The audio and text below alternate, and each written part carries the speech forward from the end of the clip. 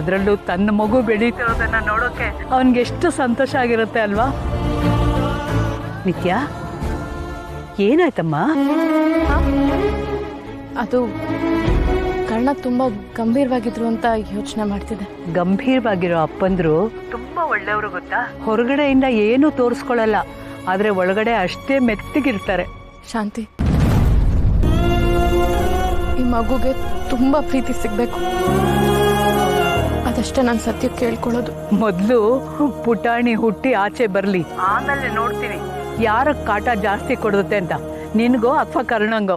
ಅದ್ರಲ್ಲಂತೂ ಡೌಟೇ ಇಲ್ಲ, ನನಗೆ ಜಾಸ್ತಿ ಕಾಟ ಕೊಡೋದು. ನೋಡು, ಇಲ್ಲೇ ಶುರು ಮಾಡಿಲ್ವಾ? ಏನು ಫೋನಲ್ಲೇ ಸೀಕ್ರೆಟ್ ಮೀಟಿಂಗ್ ನಡೀತಿದೆ? ಶಾಂತಿ, ನಿಧಿ ಬಂದ್ಲು, ಇರೋ ಅವಳಿಗೂ ಕೇಳಿಸ್ತೀನಿ. ಏನ್ ಕೇಳಿಸ್ತೀಯಾ?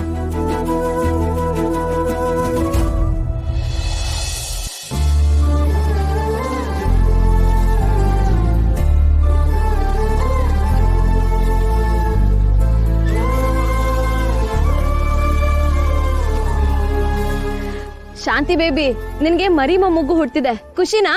ನೋಡಿದ್ರ, ಮಗು ಅಂದ್ರೇನೆ ಹೀಗೆ, ಅದು ದೇವರ ಸ್ವರೂಪ. ಅದಿದ್ದಲ್ಲೇ ತುಂಬಾ ಸಂತೋಷ ತುಂಬಿರುತ್ತೆ. ಮೇಡಮ್, ಬೇಗ ಬನ್ನಿ. ಏನಾಯ್ತು? ಮೆಡಿಕಲ್ ಕೌನ್ಸಿಲ್ ಆಫೀಸರ್ಸ್ ಎಲ್ಲ ಬಂದಿದ್ದಾರೆ. ಕರುಣ ಸರ್ನ ಏನೇನೋ ಪ್ರಶ್ನೆ ಕೇಳ್ತಾ ಇದ್ದಾರೆ.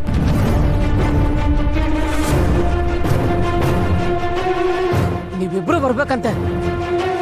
ನಿತ್ಯ, ಯಾಕೆ ಸುಮ್ಮನಾಗ್ಬಿಟ್ಟೆ? ಏನಾಯ್ತು? ಶಾಂತಿ, ಆಮೇಲೆ ಕಾಲ್ ಮಾಡ್ತೇನೆ ನಿಂಗೆ. ಸರಿಮ್ಮ. ನೀವು ಹೋಗ್ರಿ, ಬರ್ತೀವಿ.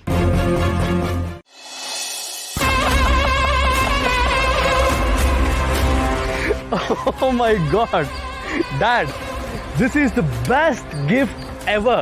ನಿಧಿ ನಾನೇ ಡಾಕ್ಟ್ರು ಅಂತ ತುಂಬಾ ಹಾರಾಡ್ತಿದ್ಲು. ಅದೇ ಕೌನ್ಸಿಲ್ ಮೆಂಬರ್ಸ್ ಮುಂದೆ ಒಳ್ಳೆ ಕೋಳಿ ಮರಿ ತರ ಆಗ್ಬಿಟ್ಲಲ್ಲ ಡ್ಯಾಡ್. ಈ ಕರ್ಣ ನಂದೇ ತಪ್ಪು ಕ್ಷಮಿಸ್ಬಿಡಿ ಅಂತ ಇನ್ನೇನ್ ಕಾಲಿಗೆ ಬೀಳೋದೊಂದು ಬಾಕಿ ನೋಡಿ.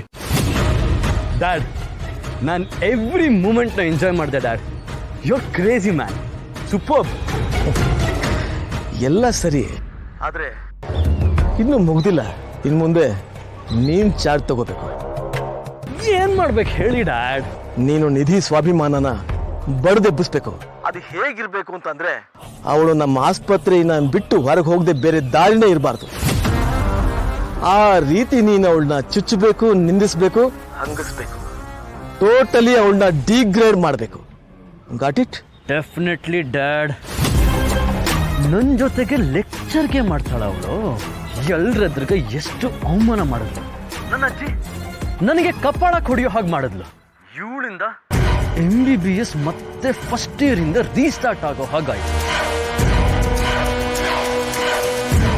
ಮಾರ್ಕ್ ಮೈ ವರ್ಡ್ಸ್ ಡ್ಯಾಡ್, ಇವಳಿಗೆ ಹೇಗೆ ಇನ್ಸಲ್ಟ್ ಮಾಡ್ತೀನಿ ಅಂದ್ರೆ ಲೈಫಲ್ಲೇ ಮರಿಬಾರ್ದು ಅಂತ ಪಾಠ ಕಲಿಸ್ತೀನಿ. Nidhi, I am back.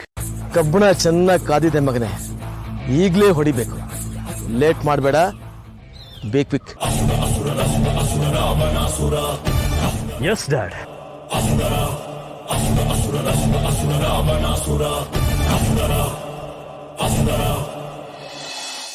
Sanjay, stop this nonsense. Hello, excuse me. ನನಗೇನು ಸತ್ಯ ಗೊತ್ತಿಲ್ಲ ಅನ್ಕೊಂಬಿಡಿ.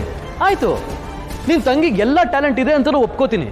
ಆದ್ರೆ ಇಷ್ಟು ಪೊಸಿಷನ್ ಒಟ್ಟಿಗೆ ಸಿಗೋದಕ್ಕೆ ಹೇಗೆ ಸಾಧ್ಯ? ಆಮೇಲೆ ಲುಕಿಂಗ್ ಲೈಕ್ ಎ ಫೂಲ್. ಪ್ರತಿ ಕ್ಲಾಸಲ್ಲೂ ಫೇಲ್ ಆಗ್ತಾ ಬಂದು ನೀನು. ಫ್ರಾಡ್ ಮಾಡಿ ಡಾಕ್ಟರ್ ಆಗೋ ನಿನ್ನಂತವನ್ಗೆ ನನ್ನ ತಂಗಿ ಬಗ್ಗೆ ಮಾತಾಡೋ ಯೋಗ್ಯತೆನೇ ಇಲ್ಲ. ಅವಳು ಹಗಲು ರಾತ್ರಿ ಕಷ್ಟಪಟ್ಟು ಓದಿ ಮೆರಿಟ್ ತಗೊಂಡವಳು. ಗೋಲ್ಡ್ ಮೆಡಲಿಸ್ಟ್, ಟಾಪರ್, ತಿಳ್ಕೊ.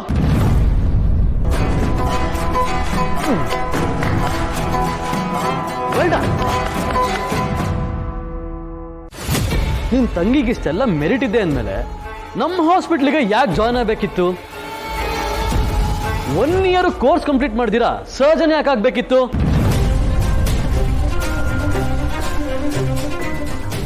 ಕರೆಕ್ಟಾಗಿ ಕೋರ್ಸ್ ಮುಗಿಸಿ ಬೇರೆ ಬೇರೆ ಹಾಸ್ಪಿಟಲ್ಗೆ ಹೋಗಿ ಇಂಟರ್ವ್ಯೂ ಕೊಟ್ಟು ಆನೆಸ್ಟ್ ಆಗಿ ಸರ್ಜನ್ ಆಗ್ಬೋದಿತ್ತಲ್ಲ, ಯಾಕಾಗಿಲ್ಲ?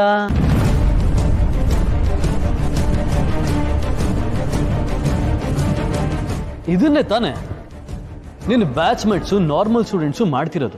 ನಾನು ಹೇಳ್ದಂಗೆ ತಾನೆ ಎಲ್ಲ ಓದಿ ಪಾಸ್ ಆಗ್ತಿರೋದು. ನಿನಗೆ ಮಾತ್ರ ಯಾಕೆಲ್ಲ ಈಸಿಯಾಗಿ ಸಿಗ್ತಿದೆ? Come on, you know it.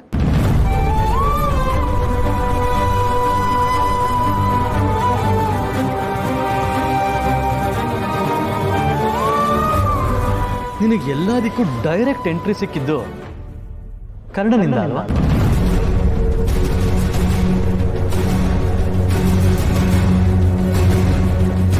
Karna ಇಲ್ಲದೆ ಯು ಆರ್ ನಥಿಂಗ್.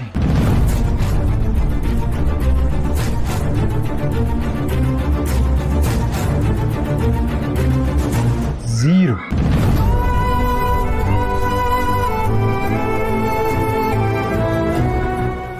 ಸ್ವಾಭಿಮಾನ ಅಂತ ಬರೀ ಬಾಯಲ್ಲಿ ಮಾತಾಡೋದಲ್ವೇ, ಬದುಕಿ ತೋರಿಸ್ಬೇಕು.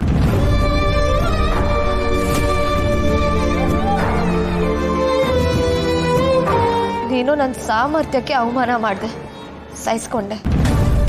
ನನ್ನ ಆತ್ಮಗೌರವನ ಪ್ರಶ್ನೆ ಮಾಡಿದೆ, ಅದನ್ನು ಸಹಿಸ್ಕೊಂಡೆ. ಆದ್ರೆ ನನ್ನ ನಡತೆ ಬಗ್ಗೆ ಕೇವಲವಾಗಿ ಮಾತಾಡ್ತಿದ್ಯಲ್ಲ, ಅದನ್ನ ಮಾತ್ರ ನಾನು ಸಹಿಸಲ್ಲ.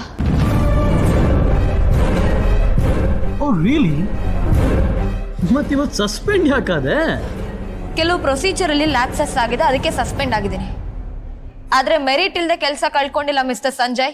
ವೆಲ್, ಹಾಗಿದ್ರೆ ರಿಸೈನ್ ಮಾಡು. ಎಸ್, ನಾನು ರಿಸೈನ್ ಮಾಡ್ತೀನಿ.